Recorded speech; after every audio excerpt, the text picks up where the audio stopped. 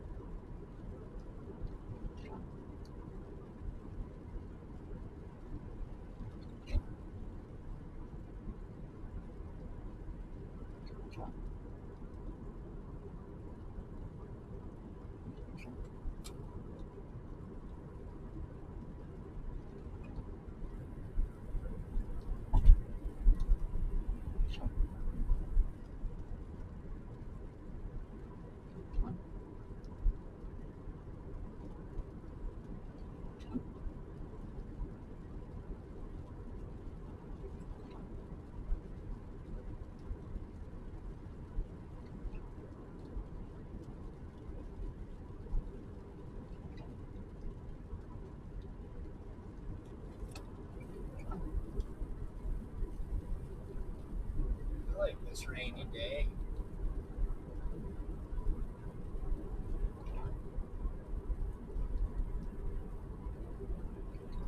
It's not heavy enough to be troublesome.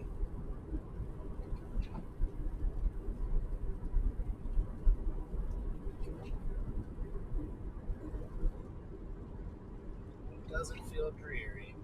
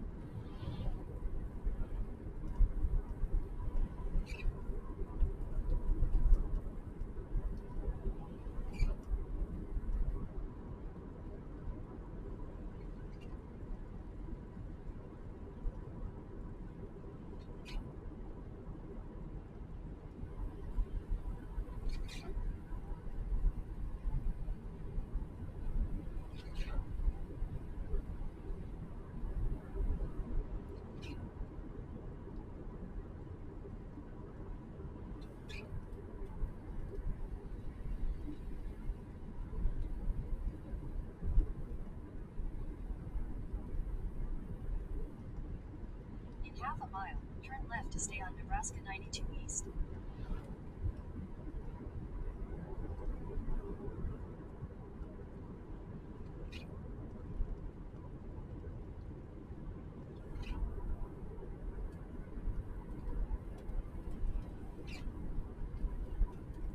Take the next left to stay on Nebraska 92 East. The North Platte's only 31 miles, and I think that's the biggest rail yard in the country, if not the world. Continue on Nebraska 92 East for 21 miles.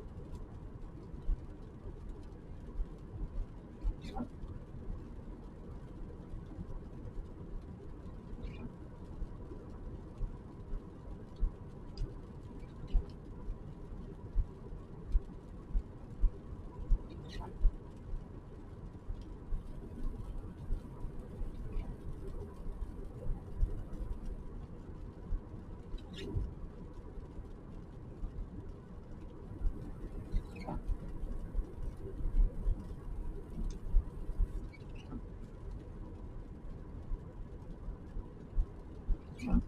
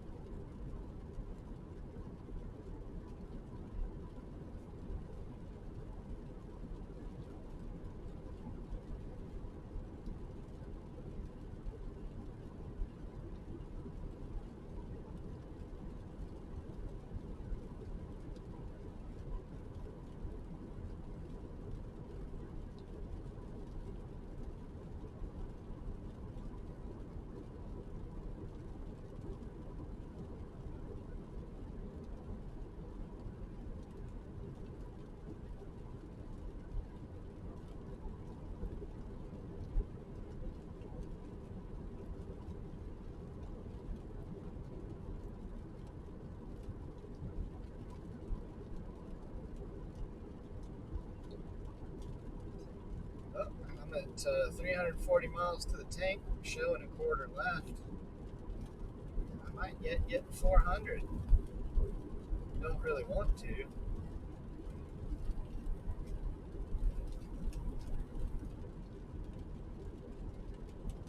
low pressure day though.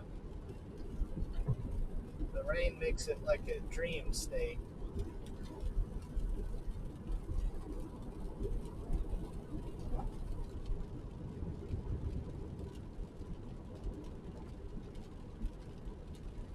It's not the oohing and awing romantic part of the trip, but it's not bad.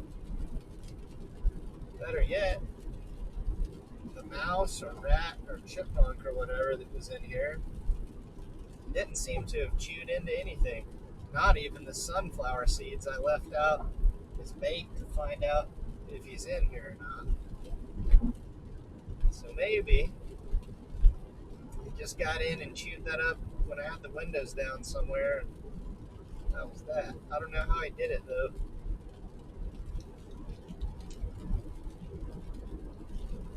One of those mysteries I'll never find out.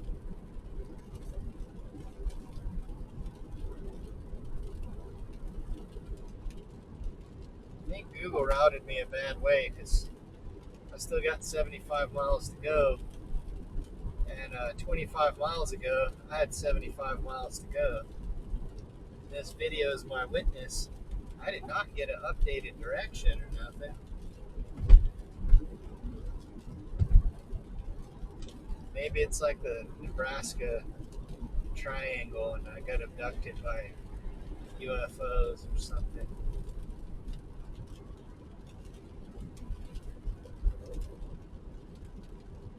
Well, there's some corn. First corn I've seen. I read last night that in the sandhills the corn don't grow. The soil's too poor for anything but cattle, which means probably too poor for cattle. They ought to put some bison on there. See about raising bison. And the trouble with bison meat is it's so lean.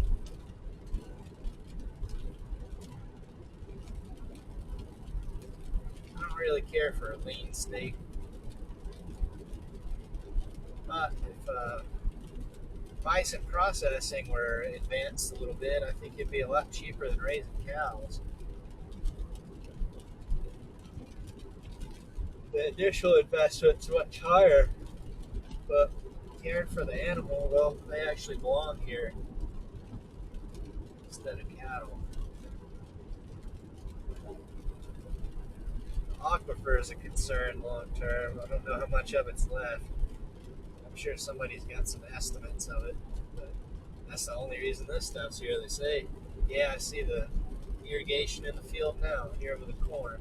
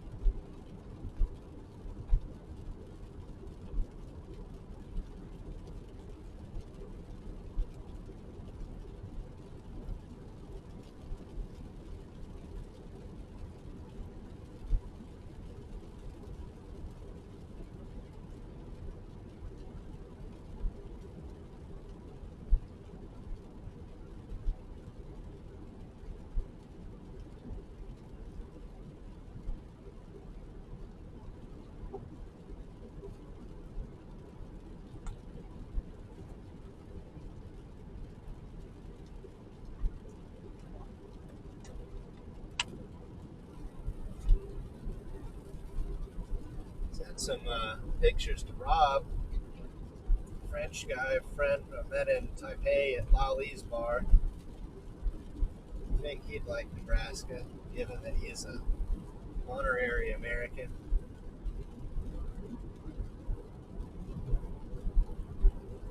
Lali's bar was fun. I called it Darts Bar back then because they had dartboards. It was always busy. They had all different kind of grilled meat and vegetables, but the really cheap kind, and they would charcoal it right there indoors, so air quality was Asian, you might say. And then a few different shitty cheap beers. They had Taiwan beer, Heineken, bar beer, Portuguese beer. I forgot what that one was, but that was too fancy for the place.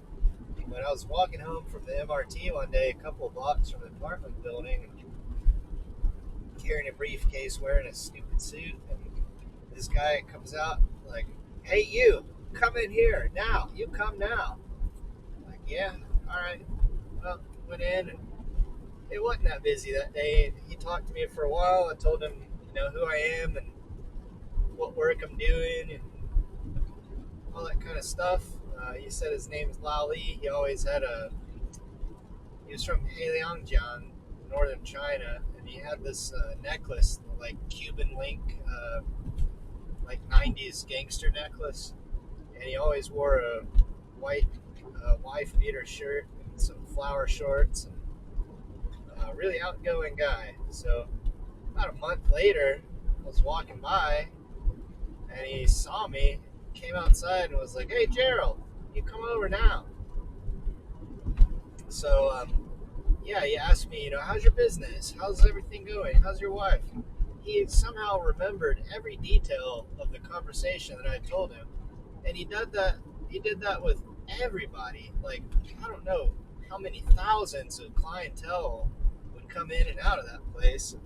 So I became a regular because he would meet people that he thought I might benefit from or they might benefit from me, and then introduce me. Like, "Oh, you go talk to him. He's going to hook you up with a job, contract." So I did. Um, yeah, Lao Liu was awesome. And then, yeah, I met all kinds of friends there. I mean, not friends, but like drinking buddies. It was one of those bars where there's always somebody there, so cheap, like skewers of meat, or I forgot now, I think 30 to 50 NT, so like $1 to $1.80 USD. You just eat and drink as much as you want, come out of there, spending $20, $30. So that, and it was on the way home from the MRT. So yeah, I was in there walking by one day, and he's like, "Hey, you come over here. You speak French.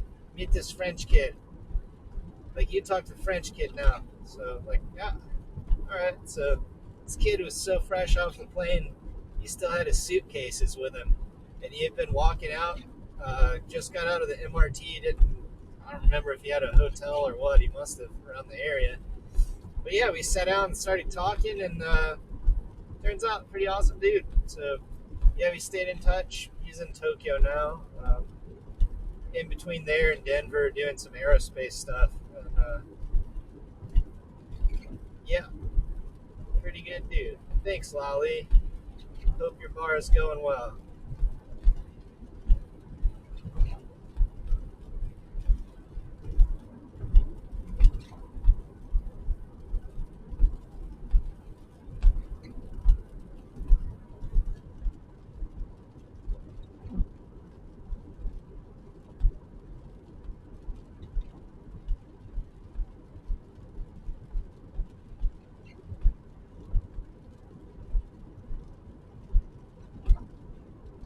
Ooh, got a car coming way behind me. I think it might be.